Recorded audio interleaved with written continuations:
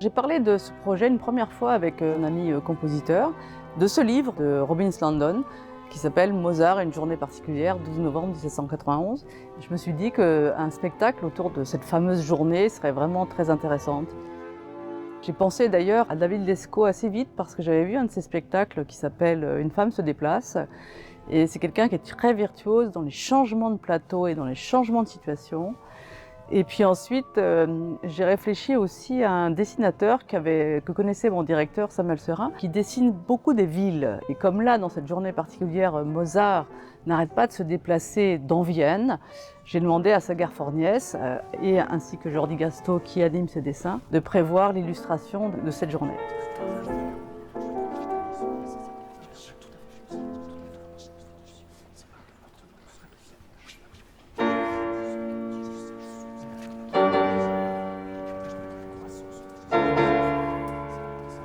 Silence, mes frères. C'est une histoire qui m'a beaucoup intéressé parce qu'il y a cette passion pour moi et pour mon équipe de rassembler la musique et le théâtre. Et puis aussi cette dimension inédite en fait pour nous. C'est la première fois pour notre part qu'on travaille avec un dessinateur de bande dessinée. Et je crois que tout ça va créer une espèce d'alchimie que j'espère inédite et assez fascinante et aussi sans doute ouverte à toutes sortes de publics. Moi, j'aime beaucoup le dessin de Sagar et j'ai été notamment très impressionné par son dessin, voilà, c'est bien cet exemple-là, ses dessins urbains et historiques, et notamment ses enfilades de façades qui raconte aussi beaucoup parce que c'est quelqu'un qui cavale. Donc, une des séquences récurrentes et très importantes, c'est de voir Mozart marcher devant les rues de la ville, traverser les façades et essayer d'aller voir tel protecteur, tel personnage haut placé, tel ami qui peut éventuellement le tirer d'affaire. Et on cherche quelque chose de moins triste que la Laudate Dominum après le Laudate, une sorte de bis. En générique de fin. Ouais. Une sorte de Mozart immédiat, immédiat toute lèvre, quoi. Donc, mais on n'a pas encore trouvé. Voilà. On va faire un sondage parmi vous. On va faire passer un sondage. Du Mozart énergique, hein, joyeux, pas dramatique. Merci de votre attention.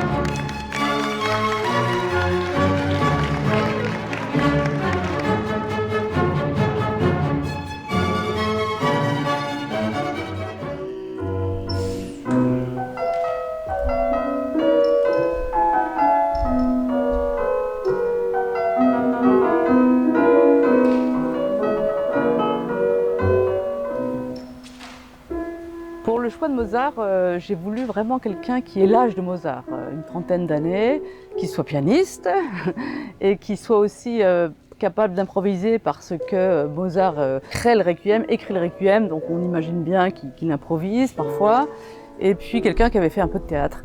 Et en pensant à Thomas Henko, j'ai tout de suite su que c'était vraiment le personnage parce que d'abord il est issu à la fois du jazz et du classique, donc de l'improvisation et du style plus rigoureux, et qu'il avait absolument un air juvénile que Mozart avait à cette époque. Thomas Henko, c'est quelqu'un qui sait apprendre, qui aime aller vers des territoires inconnus. On a travaillé progressivement, il ne faut pas aller trop vite. Il faut à la fois avoir un objectif et en même temps procéder par petites touches, par petits détails, scène par scène. Et c'est comme ça qu'un personnage se construit. Et moi, je suis extrêmement ému parce qu'il arrive à faire et parce qu'il arrive à transmettre dans ce spectacle. Est-ce que tu peux me faire ça très schématiquement? Tu vas faire ton truc là. Puis ensuite, la musique va prendre le relais. Et tu fais ta traversée. Bravo. Vraiment assez lent, tu vois, comme tu faisais, là, impassible. On va le faire une fois. En s'arrêtant, quand la musique s'arrête, on voit où t'es et comme ça après on sait si tu vas aller un peu plus vite, un peu moins vite. Ok? Ok, t'es bon Thomas? Tu partais d'aussi loin? Je sais pas. Bon, part de là, du début, du piano, c'est bien. Ok. Ok, on l'essaye. Allez, alors, quand vous voulez.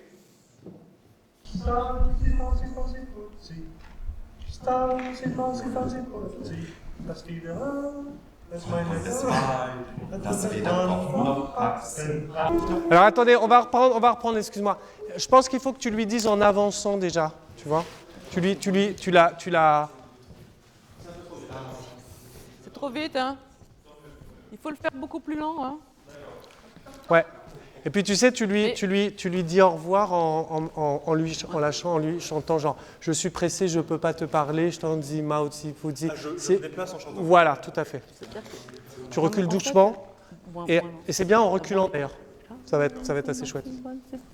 Allez, on fait la même chose s'il vous plaît. C'est bon pour la lumière, c'est bon pour la vidéo. Quand vous voulez.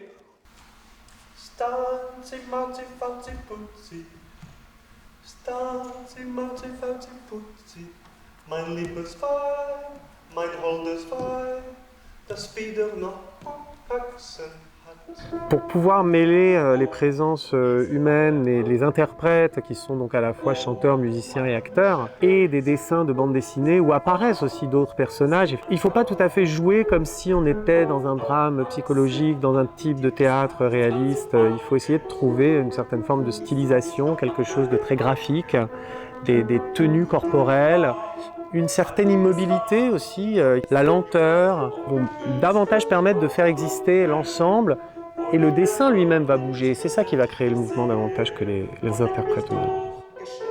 Ok, bon bah ça c'est bien que j'ai vu ça. Thomas peut marcher vraiment plus lentement. Ça me plaît moi. Ouais super, parce qu'en fait ça fait un truc un peu irréel et c'est bien.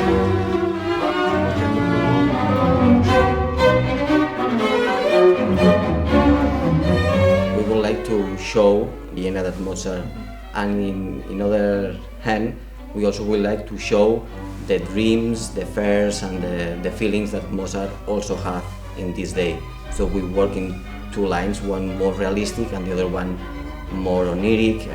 We would like to keep the real paper, the real drawing, so the people when see the screen, you can see the handmade drawings, and this was very important from the beginning for us.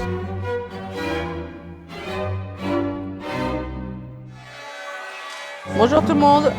Un petit mot juste sur ce projet. C'est vraiment le grand musicologue Robin Slandon, je ne sais pas si vous le connaissez, très, très grand spécialiste de Haydn et de Mozart d'ailleurs, et qui a imaginé cette journée. Alors qu'à notre avis, ça s'est passé sur quelques semaines, mais tout en une seule journée. Donc la recherche d'argent, il a à peu près l'équivalent de 300 000 € de dette quand même. Ensuite, il a un procès avec les Lichnowsky. Ensuite, il va voir au théâtre sa flûte enchantée. Ensuite, il va chez Kess, qui est un organisateur de concerts. Il va voir le baron von Swieten, etc., etc. Enfin, moi, tout ça en une journée pour finalement s'aliter et quelques semaines plus tard mourir. Et donc on a choisi des œuvres qui sont essentiellement des œuvres tardives, évidemment des extraits de la flûte, et puis des choses qui sont parfois musique de chambre, qu'on va faire en mélange, parfois toutes les cordes et puis réduites.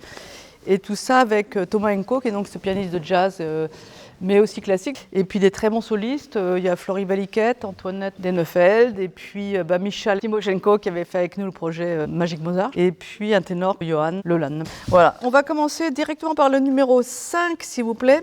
Donc ça, si vous le connaissez, merci beaucoup. C'est dans la Clémence de Titus, Vitellia, et c'est un trio avec Telia et puis Agno et Publio. À deux, ok? Un. Ouais, super. Les fortés un peu plus. Hein. Elle dit, pour ceux qui connaissent, vengo, aspettate, sesto, ahimè, sesto. C'est très, très dramatique, hein, ok? Vraiment, elle dit non, est-ce qu'il est parti? Elle lui demande un truc, de trahir, d'aller tuer quelqu'un, et après elle s'en veut. Elle, non, est-ce qu'il est parti? Vous voyez, hein, c'est très, très agité. Hein. 1, 2, 1.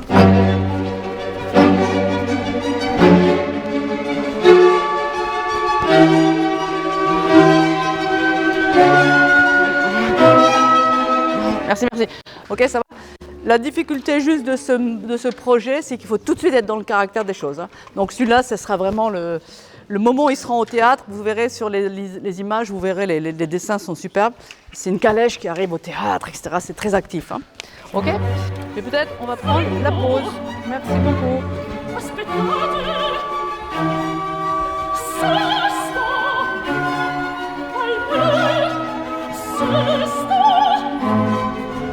Partito,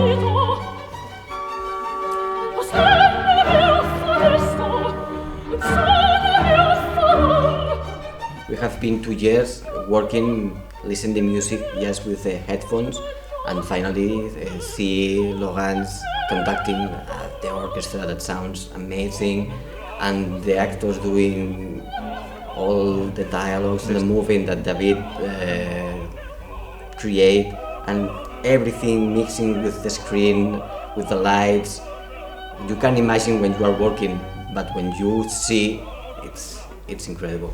All the work is bigger in the stage than your mind, no?